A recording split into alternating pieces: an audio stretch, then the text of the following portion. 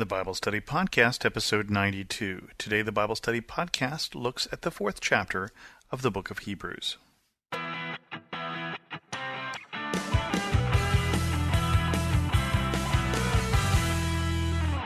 Welcome to the Bible Study Podcast. I'm your host, Chris Christensen.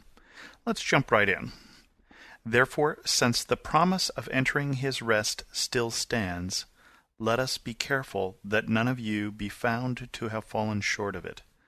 For we also have had the gospel preached to us, just as they did, but the message they heard was of no value to them, because those who heard did not combine it with faith. Now we who have believed enter that rest, just as God has said, since I declared an oath in my anger, they shall never enter my rest. And yet his work has been finished since the creation of the world. For somewhere he has spoken about the seventh day in these words, "And on the seventh day God rested from all his work." And again in the passage above he says, "They shall never enter my rest." Now remember, in Hebrews 3 we were talking about the generation that Moses brought into the wilderness in the book of Exodus, who, because of their unfaithfulness and eventually their rebellion against God, were not allowed to enter into the promised land. And so the verses that are being quoted here are talking about that generation that God has said they will never enter my rest. And the writer to Hebrews here is using the analogy here of rest and Sabbath, that seventh day, in a similar fashion. So let's break this down. The writer is encouraging those who are hearing this letter, because this would generally be read aloud in the churches, is how most people would receive it at the time, rather than the way we receive it, which is usually by reading it, although you apparently are also reading it in the oral tradition. He encourages us that since we have this promise of entering his rest, and the three different rests that we are talking about here, and we're kind of winding these together, are the promised land, the Sabbath, and then of course the ultimate rest of being with God in heaven. And the writer is kind of weaving these together here. So we have that promise of entering his rest, really looking at that third one, and be careful that we aren't found to have fallen short of it. First of all, this is one of the verses in the Bible that does seem to be written to people with faith and encourages us that our faith, these promises that have been given to us, may be something that we can lose. There's controversy about that in the church, but there are certainly verses like this that are written to people in the church that seem to encourage us to stand firm, to hold on, to not fall short. And we have had the gospel preached to us just as they did. Now, they heard the law, they saw the revelations that were given to Moses, they saw miracles, they saw the acts of God to get them out of Egypt. When we have the gospel preached, but the writer is using those as analogous, that the gospel being preached to us just as they did, that we have heard from God, we have seen what God has done, we know something about God's love for us. In their case, through the Exodus, through the Passover lamb, in our case, through the Paschal lamb, through Jesus and what he has done for us.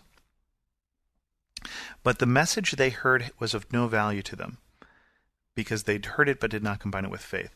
So because it didn't ultimately get them to where they needed to go, where they wanted to go, to the promised land, it was of no value. That doesn't mean it didn't have value intrinsically in the message. That doesn't mean that it didn't have value to them at some point.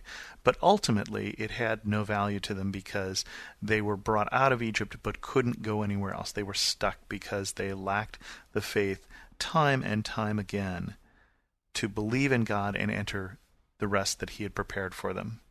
We talk about the generation marching around the wilderness for 40 years, and we make jokes about because Moses was a guy and couldn't stop and ask for directions, but in reality they ended up at the promised land probably within a year.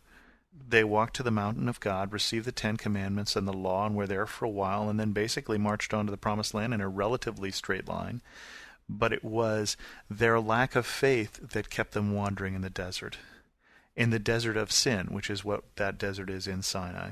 And the writer here quotes from part of Psalm 95. The larger portion of that, from verses 8 to 11 of Psalm 95, would be, "Do not harden your hearts as you did at Meribah, as you did that day of Massah in the desert, where your fathers tested and tried me, though they had seen what I did. For 40 years I was angry with that generation. I said, they are a people whose hearts go astray, and they have not known my ways. So I declared on oath in my anger, they shall never enter my rest. The writer has an interesting phrase that he puts after that, which is, and yet his work has been finished since the creation of the world. And I don't think this is a deist's view of the great clockmaker who winds up the clock that is the universe, then rests for the rest of time. But it reads a little like that. Remember, there are other verses in the Bible that say we won't find rest until we find rest in Him. And so I think it's basically saying that any time with God is bringing us some rest, to enter into God's Sabbath. And on the seventh day God rested from all His work. And again, the passage says, they shall never enter my rest. So it's a little bit of an odd paragraph there. But I believe that it is implying that basically time with God, and that time with God we spend on our Sabbath day, is a time of rest and recreation. So let's continue. It still remains that some will enter that rest, and those who formerly had the gospel preached to them did not go in because of their disobedience. Therefore God again set a certain day, calling it today, when a long time later He spoke through David, as it was said before, today if you hear His voice, do not harden your hearts. For if Joshua had given them rest, God would not have spoken later about another day. There remains, then, a Sabbath rest for the people of God, for anyone who enters God's rest also rests from his own work, just as God did from His. Let us therefore make every effort to enter that rest, so that no one will fall by following their example of disobedience. So we're continuing to talk about us versus these people who died in the wilderness, and we're encouraged through the words of another psalm of David, today if you hear His voice, do not harden your hearts. I like that phrase, therefore God set a certain day, calling it today. Today is the day of salvation. Today is the day where we should be acting out our faith. Today is the appropriate day to put our trust in God. And then it talks about if Joshua had given them rest, God would not have spoken about it another day. So we got in the last chapter, Jesus was greater than Moses. Jesus is also greater than Joshua. That Joshua led the people into the promised land, but Jesus led us into a Sabbath rest. That Jesus led us into a relationship with God in a more permanent and a more full fashion than that promised land that Joshua led the people into. And it talks about anyone who enters God's rest also rests from his own work, just as God did. And then basically it's holding that out to us and saying, let us be faithful where they were unfaithful. Let us be obedient where they were disobedient.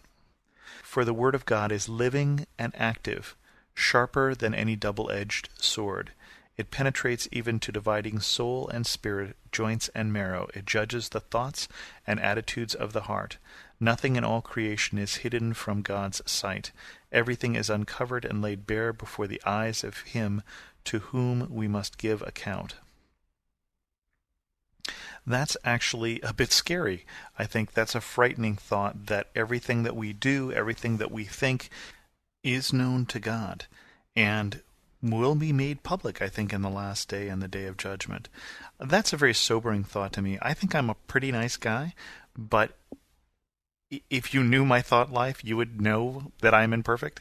You would know better, at least, that I'm imperfect. Those of you who hang out with me already know that.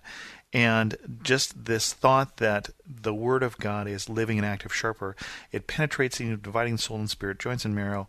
It judges the thoughts and attitudes of the heart. Basically, we can't hide from God who we really are.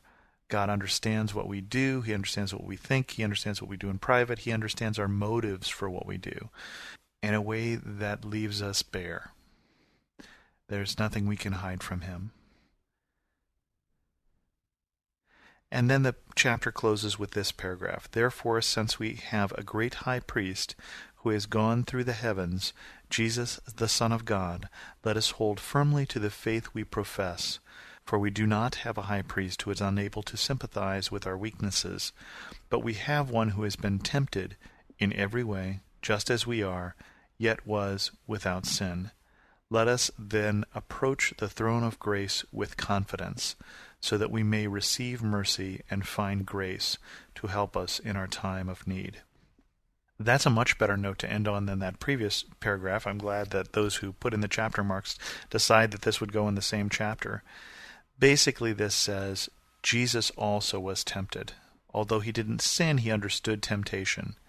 It was real for him. It was tempting. If it wasn't tempting at all, it wouldn't have any meaning.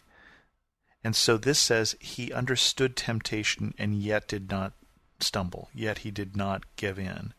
And so he's able to sympathize with our weakness. So God, who is living and active, who can see all of our thoughts, who can see all of our attitudes and our motivations, Jesus, who is that high priest who stands between us and the Father to bring us together, because that's the job, again, of a high priest, and we'll look at that more a little later.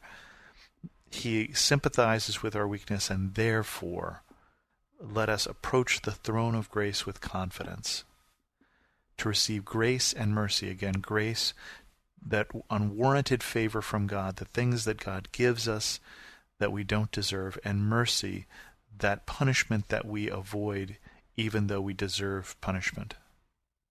With that, we'll bring this episode of the Bible Study Podcast to a close. If you have any questions, feel free to email host@thebiblestudypodcast.com or leave a comment at thebiblestudypodcast.com. And as always, thanks so much for listening.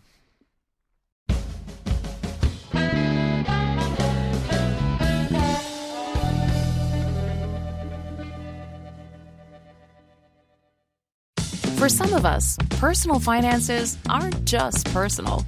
They include loved ones, neighbors, the communities we call home, and the causes we hold in our hearts. At Thrivent, planning your finances is bigger than just money. We help you put your plans into motion and faith into action so you can do more for the ones in your heart. Because sometimes all you need to make a difference is someone to help you make it happen. Thrivent, where money means more. Connect with us at Thrivent.com.